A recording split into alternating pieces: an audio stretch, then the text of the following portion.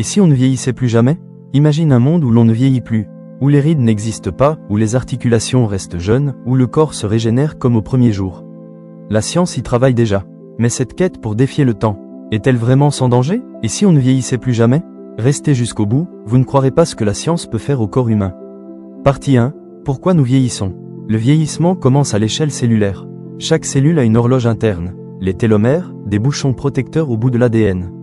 À chaque division, ces télomères raccourcissent. Résultat, les cellules vieillissent, se réparent moins bien et meurent. Mais ce n'est pas tout. Les radicaux libres, produits par nos mitochondries, attaquent nos cellules, accélérant le processus. Et certaines protéines mal repliées perturbent le fonctionnement des organes, causant maladies et usure du corps. Mais certaines expériences ont trouvé comment rallonger ces horloges biologiques. Partie 2. Les expériences qui défient le temps. Dans des laboratoires à travers le monde, les scientifiques testent des façons de ralentir le vieillissement. Les expériences sur les souris ont montré que la réactivation de certaines protéines ou l'allongement des télomères peut prolonger leur vie de façon spectaculaire. Et la cryogénie? Conserver les cellules, ralentir leur métabolisme. Un premier pas vers la jeunesse prolongée.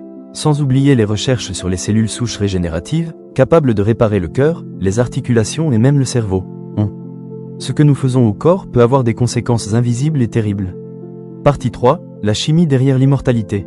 Le secret pourrait résider dans les molécules régénératives. Protéines, enzymes et petites molécules qui réparent l'ADN et protègent les cellules des radicaux libres.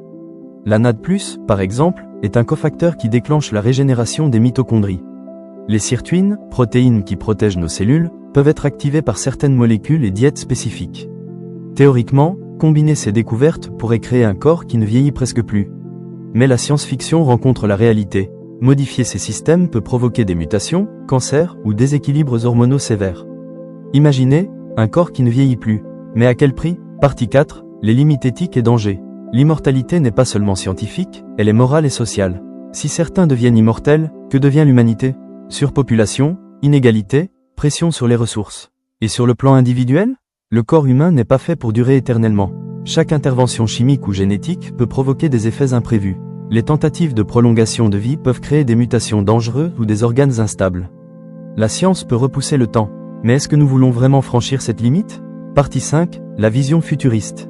Le futur pourrait voir des humains avec une longévité exceptionnelle, régénérant leurs tissus et maintenant leurs fonctions organiques comme à 25 ans, à 100, 200 ou 300 ans. Mais la vraie révolution pourrait être mentale. Comprendre notre corps, anticiper les maladies, contrôler notre métabolisme et vivre mieux plutôt que plus longtemps.